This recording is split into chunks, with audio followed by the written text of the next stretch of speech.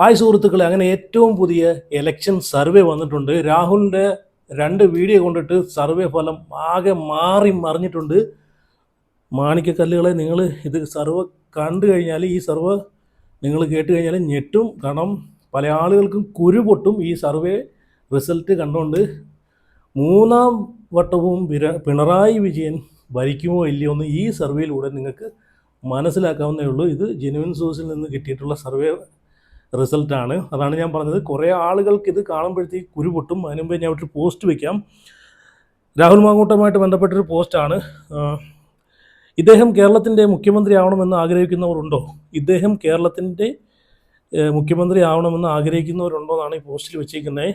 ആഗ്രഹിക്കുന്നവരുണ്ടെങ്കിൽ ഒന്ന് ലൈക്ക് അടിച്ചേക്കണേ. കാരണം രാഹുൽ മാങ്കൂട്ടം മുഖ്യമന്ത്രി ആയിക്കഴിഞ്ഞാൽ കേരളത്തിന് നല്ല നല്ല മാറ്റങ്ങൾ ഉണ്ടാവുമെന്ന് കരുതുന്ന ആളുകളുണ്ടെങ്കിൽ ഒന്ന് ലൈക്ക് അടിച്ചേക്കണം. എത്ര ആളുകൾ രാഹുൽ മാങ്കൂട്ടം മുഖ്യമന്ത്രി ആവും എന്ന് ആഗ്രഹമുള്ളവരുണ്ടെന്ന് അറിയാനാണ്. പക്ഷേ ഒരു കാര്യം ഞാൻ പറയാം, രാഹുലൊക്കെ മുഖ്യമന്ത്രി ആയി കഴിഞ്ഞിട്ടുണ്ടല്ലോ, കേരളത്തിൻ്റെ ലെവലേ മാറും. കാരണം അത്രയ്ക്കും കഴിവുള്ളൊരു വ്യക്തി തന്നെയാണ്, അതിനകത്ത് യാതൊരു സംശയമില്ല. 10 കൊല്ലം പിണറായി വിജയൻ കേരളത്തിൽ മുഖ്യമന്ത്രി ആയിരുന്നിട്ട് കേരളത്തിന് എന്ത് വികസനമാണ് ഉണ്ടായെന്ന് പല ആളുകളും ചോദിക്കുന്നുണ്ട്. കമൻറ്റ് ചെയ്യണേ. അപ്പം അതുപോലെ എല്ലാവരും ഒന്ന് വീഡിയോ ഒന്ന് ലൈക്ക് ചെയ്യണം. അപ്പം വീഡിയോ ലൈക്ക് ചെയ്യാത്ത ആളുകളുണ്ട്, അതുപോലെ ചാനൽ സബ്സ്ക്രൈബ് ചെയ്യാത്ത ആളുകളുണ്ട്. അപ്പോൾ എല്ലാവരും ഒന്ന് ചാനൽ സബ്സ്ക്രൈബ് ചെയ്യണം.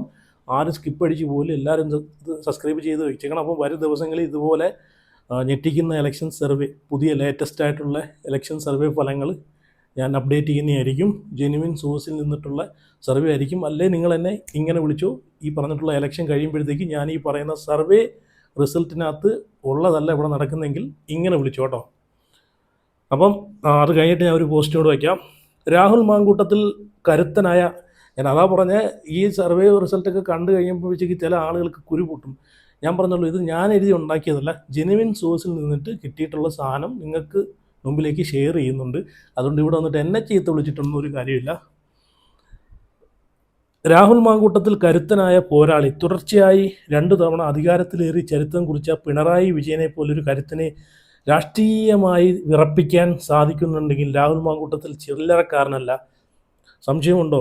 തൻ്റെ വ്യക്തമായ നിലപാടുകളിലൂടെ അധികാര കേന്ദ്രങ്ങളെ വിയർപ്പിക്കാൻ അദ്ദേഹത്തിന് ഇന്ന് സാധിക്കുന്നുണ്ട്. ചാനൽ ചർച്ചകളിലും സോഷ്യൽ മീഡിയകളിലും ഭയമില്ലാതെ സംവദിക്കുന്ന രാഹുൽ കേരള രാഷ്ട്രീയത്തിലെ ശ്രദ്ധേയമായ ശബ്ദമാണ്. സന്ധിയില്ലാത്ത ഈ പോരാട്ട വീര്യം അദ്ദേഹത്തെ മറ്റുള്ളവരിൽ നിന്ന് എന്നും വ്യത്യസ്തനാക്കുന്നു. സംശയമുണ്ടോ? മാണിക്കക്കല്ല് ഇത് എഴുതിയേക്കുന്ന ആരാണ്? കെ അരവിന്ദ്. നിങ്ങൾ പറഞ്ഞ കറക്റ്റ് കാര്യം തന്നെയാണ്, കെ അരവിന്ദ്. അപ്പം അരവിന്ദിനൊരു ലൈക്ക് കൊടുത്തേ. അപ്പം ഓക്കെ, കെ അരവിന്ദ്. ഇനി ഒരു പോസ്റ്റ് കൂടെ ഞാൻ ഇവിടെ വയ്ക്കാം. ഉമ്മൻചാണ്ടി സാറിൻ്റെയും UDFൻ്റെയും ഭരണം ഇരുണ്ട കാലം എന്ന് പറഞ്ഞു നടന്ന സഖാക്കളുടെ വാദങ്ങൾ രാഹുൽ മാങ്കൂട്ടം കണക്കുകളും കാര്യങ്ങളും എണ്ണി എണ്ണി പറഞ്ഞ് പൊളിച്ചടുക്കി പിണറായി വിജയൻ്റെയും സഖാക്കളുടെയും മൂട്ടിൽ വീണ്ടും തീയിട്ടിട്ടുണ്ട്. വെറും 10 മിനിറ്റ് വീഡിയോ കൊണ്ട് 10 വർഷത്തെ ഭരണത്തിൻ്റെ ബിൽഡപ്പ് ഇല്ലാതാക്കിയിട്ടുണ്ട്. ചെക്കൻ പിണറായി വിജയൻ സ്വരാജ് രാജീവ് നിങ്ങളെ കൊണ്ട് കൂട്ടിയാൽ കൂടുന്ന എല്ലാ സഖാക്കന്മാരെയും കൊണ്ടുവരൂ. രാഹുലിന് ഒരു മറുപടി കൊടുക്കാൻ പറ്റുമെങ്കിൽ. രാഹുൽ കണക്ക് ചോദിക്കാൻ തുടങ്ങിയാൽ സഖാക്കൾ താങ്ങില്ലെന്ന് അപ്പോഴേ പറഞ്ഞതാണ്. ഇത് വെറുമൊരു മറുപടിയല്ല, ചരിത്രം വളച്ചൊടിക്കുന്നവർക്കുള്ള കൃത്യവും വ്യക്തവുമായിട്ടുള്ള മറുപടിയാണ്. രാഹുലിൻ്റെ 1-2 വീഡിയോ കൊണ്ടിട്ട് ഈ പറഞ്ഞിട്ടുള്ള ഇപ്പം ഭരണപക്ഷം നടത്തിയിട്ടുള്ള PR വർക്കുകളൊക്കെ പൊളിഞ്ഞ് പാളീസായി. എന്ന് ആലോചിച്ച് നോക്കി. ലാലേട്ടനെ വരെ വെച്ച് ഇറക്കി ലക്ഷങ്ങൾ മുടക്കിയിട്ട് അതിൻ്റെ ലക്ഷക്കണക്കുകളൊക്കെ നമ്മൾ കണ്ടതാണല്ലോ. 11 ലക്ഷമോ അത്ര 15 ലക്ഷമോ ലാലേട്ടൻ്റെ PR ലാലേട്ടനെ കൊണ്ട് ഇൻ്റർവ്യൂ ചെയ്യിപ്പിച്ച്, അതൊക്കെ PR വർക്ക് തന്നെയാണ്, അല്ലാതെ വേറൊന്നുമല്ല. അപ്പം അത്രയും PR ചിലവഴിച്ച് ഇത്രയും പരിപാടിയൊക്കെ ചെയ്തിട്ട് എന്ത് പ്രയോജനം ഉണ്ടായെന്നാണ് ഈ ഇലക്ഷൻ സർവേ. ഇന്നത്തെ ഇലക്ഷൻ ഈ സർവേ മാറി മറിഞ്ഞ് രാവിലെ 2 വീഡിയോ കൊണ്ടിട്ട് അതല്ലേ. അപ്പം ഞാൻ എന്തായാലും ആ ഒരു സർവേ പോലെ ഇവിടെ വെക്കാം. അപ്പം എല്ലാവരും ആദ്യം പറഞ്ഞുള്ള ചാനലൊന്ന് സബ്സ്ക്രൈബ് ചെയ്ത് വെക്കണേ, സബ്സ്ക്രൈബ് ചെയ്യാത്തവരുണ്ടെങ്കിൽ. അപ്പം അതിനു മുമ്പ് ഞാനിവിടെ ഓക്കെ, അത് വേണ്ട, അത് നമുക്ക് അടുത്ത വീഡിയോയിൽ ഞാനത് ഉൾപ്പെടുത്താം. ഒരു ചെറിയൊരു സംഗതി ഉണ്ടായിരുന്നു. അപ്പം ഞാൻ സർവേ റിസൾട്ട് വായിക്കാം കേട്ടോ. അപ്പം ആദ്യം തന്നെ ഇടുക്കി. അപ്പം ഇടുക്കിയിൽ മൊത്തത്തിൽ 5 സീറ്റാണുള്ളത്. 5 സീറ്റിൽ നിങ്ങൾ നോക്കിക്കോണം. രാഹുലിൻ്റെ 2 വീഡിയോ കൊണ്ടിട്ട് സർവേ ഫലം മാറി മറിഞ്ഞത്. പാലക്കാടൊക്കെ തിരിച്ചു പിടിച്ചു. പാലക്കാടൊക്കെ ഞാൻ ലാസ്റ്റ് സർവേ ഫലം അപ്ഡേറ്റ് ചെയ്ത വീഡിയോക്കകത്ത് പാലക്കാടൊക്കെ BJP കയ്യിലായിരുന്നു. കാരണം അങ്ങനെ വരൂ. ഇപ്പോൾ എന്തായാലും രാഹുലിൻ്റെ 2 വീഡിയോ കൊണ്ടിട്ട് തിരിച്ചു പിടിച്ചിട്ടുണ്ട് പാലക്കാടൊക്കെ. അതാണ് ഞാൻ പറഞ്ഞത്, രാഹുലിനെ ഈ വരുന്ന ഇലക്ഷന് രാഹുലിനെ മത്സരിപ്പിക്കുമായിരുന്നുണ്ടെങ്കിൽ എങ്ങനെ പോയാലും UDF അത് ഗുണം ചെയ്തേനെ. എന്തായാലും രാഹുലിന് സീറ്റ് കൊടുത്തില്ല. എന്തായാലും ഈ ഇലക്ഷൻ കഴിഞ്ഞതിന് ശേഷം രാഹുലിനെ പാർട്ടിയിലേക്ക് എടുക്കുമോ എന്നല്ലോ നമുക്ക് നോക്കണമല്ലോ. അതിനൊക്കെ ശേഷം നമുക്ക് എന്തായാലും ശക്തമായിട്ടൊരു പ്രതിഷേധം തന്നെ നടത്തിക്കളയണം. കാരണം രാഷ്ട്രീയപരമായിട്ട് ഇതുപോലുള്ള കള്ളക്കേസുകളൊക്കെ കൊണ്ട് രാഷ്ട്രീയപരമായിട്ടിട്ട് ഒരു നല്ലൊരു കേപ്പബിലിറ്റി ഉള്ളൊരു രാഷ്ട്രീയ നേതാവിനെ തകർത്ത് കളയാൻ അതിന് കൂട്ടു നിൽക്കുന്നത് ആരാണ്? ഈ പ്രസ്ഥാനം തന്നെയാണ്. അതല്ലേ ഏറ്റവും വലിയ കോമഡി. ഈ പ്രസ്ഥാനത്തിലുള്ള പല ആളുകൾക്കും രാഹുൽ മാങ്കൂട്ടത്തിനെ ഇഷ്ടമല്ല. അതുകൊണ്ടാണ് ഈ പ്രസ്ഥാനം സപ്പോർട്ട് ചെയ്യാതെ നിൽക്കുന്നത്. 1, 2, 3, 4 ആളുകൾക്ക് ഈ വ്യക്തിയെ ഇഷ്ടമല്ല. അപ്പോൾ എന്തായാലും ഞാൻ സർവേ ഫലം വായിക്കാം.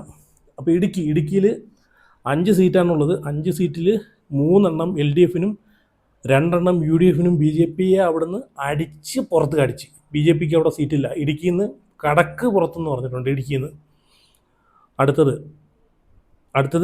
അടുത്തത് മാണിക്യക്കല്ലുകളെ കണ്ണൂരാണ്. കണ്ണൂർ 11 സീറ്റ്.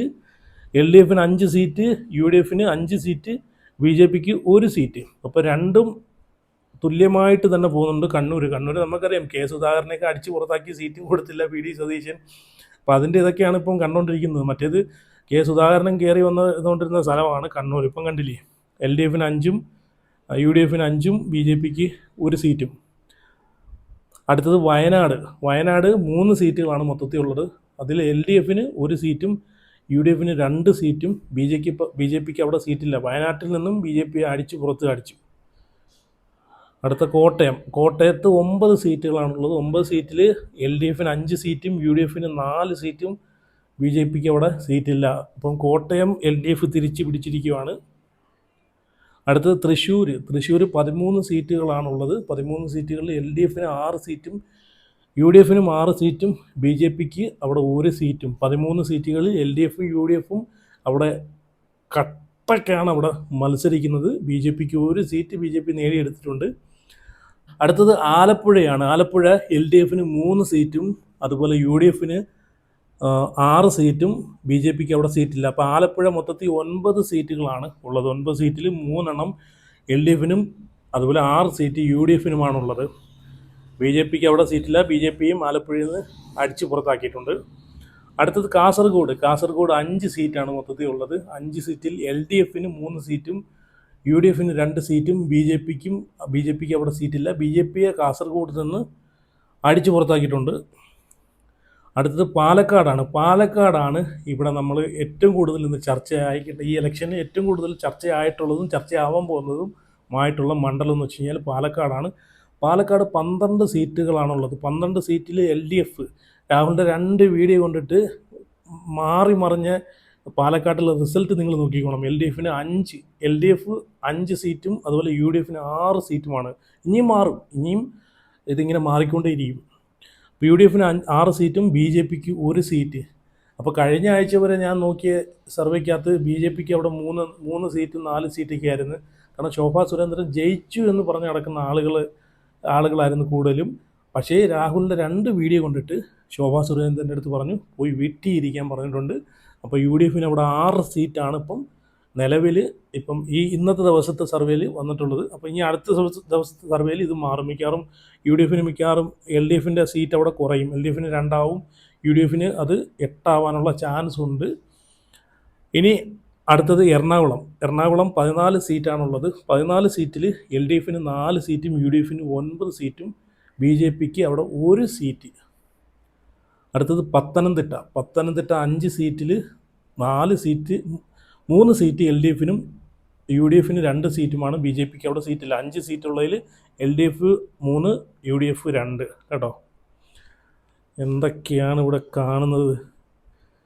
അടുത്തത് കൊല്ലം 11 സീറ്റിൽ LDF 4 സീറ്റ്, UDF 6 സീറ്റ്, BJPക്ക് 1 സീറ്റ്. BJP എല്ലാ ജില്ലകളിലും ഓരോ സീറ്റ് വീതം BJP പിടിച്ച് കൊണ്ടുവരുന്നുണ്ട്.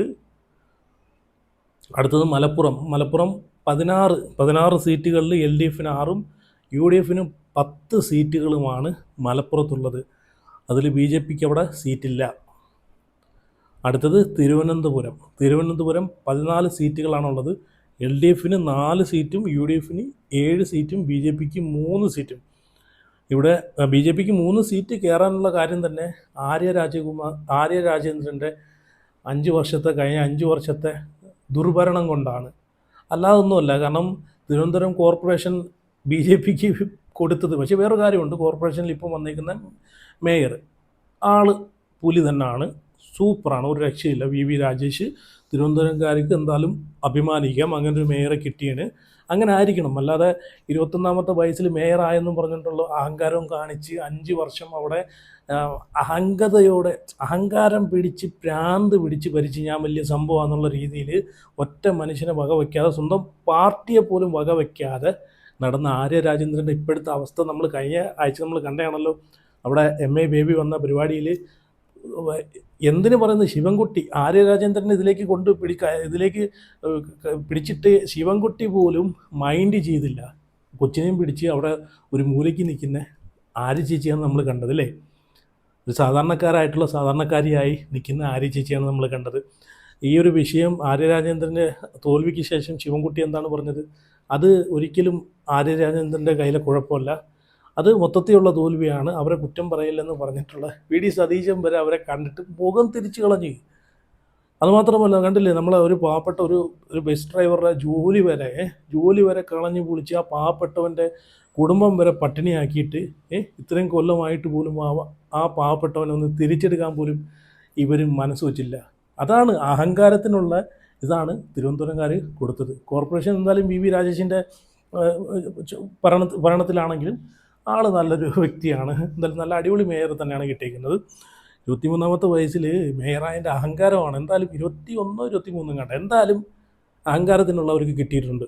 അപ്പം തിരുവനന്തപുരം LDF 4, UDF 7, BJP 3 കേട്ടോ.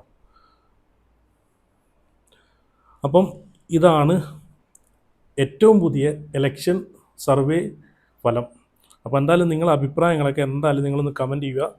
അപ്പോൾ എന്തായാലും രാഹുൽ മാങ്കൂട്ടത്തിൻ്റെ 1-2 വീഡിയോ കൊണ്ടിട്ട് സർവേ ഫലത്തിൻ്റെ മാറ്റങ്ങളൊക്കെ കണ്ടല്ലോ. പാലക്കാട് ഞാൻ വിചാരിച്ച് പാലക്കാട് ഈ പറഞ്ഞിട്ടുള്ള ശോഭാ സുരേന്ദ്രൻ കൊണ്ടുപോകുമെന്നാണ് വിചാരിച്ചത്. കാരണം പാലക്കാട് രാഹുൽ അല്ലാതെ വേറൊരു വ്യക്തിയെ അവിടെ സ്ഥാനാർത്ഥിയായിട്ട് നിർത്തിക്കഴിഞ്ഞാൽ അത് വൻ തിരിച്ചടി പാലക്കാട്ടിലെ ജനങ്ങൾ UDFന് കൊടുക്കുമെന്നുള്ളൊരു ഇതാണ് എനിക്കുണ്ടായിരുന്നത്. അതെല്ലാം മൊത്തത്തിലുള്ളൊരിതായിരുന്നു. ഒന്നടങ്കം ജനങ്ങൾ പറഞ്ഞൊരു കാര്യമാണ് പിഷാരടി ജയിക്കത്തില്ല. പക്ഷേ പിഷാരടിക്ക് ജയിക്കാനെ കൊണ്ടുള്ള സംഭവങ്ങളൊക്കെ രാഹുൽ ഇട്ട് കൊടുത്തിട്ടുണ്ട്. എന്തായാലും പിഷാരടി അവിടെ ജയിക്കാതിരിക്കത്തില്ല. പിഷാരടി നല്ലൊരു വ്യക്തിയാണ്. പുള്ളി എന്തായാലും നല്ല രീതിയിൽ തന്നെ പാലക്കാടിൽ നിന്ന് മത്സരിച്ച് ജയിച്ച് വരും, നല്ല പ്രവർത്തനങ്ങളൊക്കെ നടത്തുമെന്നാണ് എൻ്റെ ഒരു വിശ്വാസം. അപ്പോൾ എന്തായാലും നിങ്ങളെയൊക്കെ അഭിപ്രായങ്ങളൊക്കെ ഉറപ്പായിട്ടും കമൻറ്റ് ചെയ്യുക. അപ്പം വീഡിയോ ലൈക്ക് ചെയ്ത് ചാനലും കൂടെ എല്ലാവരും സബ്സ്ക്രൈബ് ചെയ്ത് വെക്കുക. അപ്പോൾ എന്തായാലും അടുത്ത സർവേ ഫലം വരുവാണെങ്കിൽ ഉറപ്പായിട്ടും ഞാൻ അപ്ഡേറ്റ് ചെയ്യുന്നതായിരിക്കും. ഞാൻ പറഞ്ഞല്ലോ, ഇതിനകത്ത് തന്നെ ചീത്ത വിളിച്ചിട്ടൊന്നും കാര്യമില്ല. കാരണം ജെന്യുവൻ സോഴ്സിൽ നിന്ന് കിട്ടിയിട്ടുള്ളൊരു സർവേ ഫലം നിങ്ങളുടെ മുമ്പിൽ ഷെയർ ചെയ്തതേ ഉള്ളൂ. അപ്പം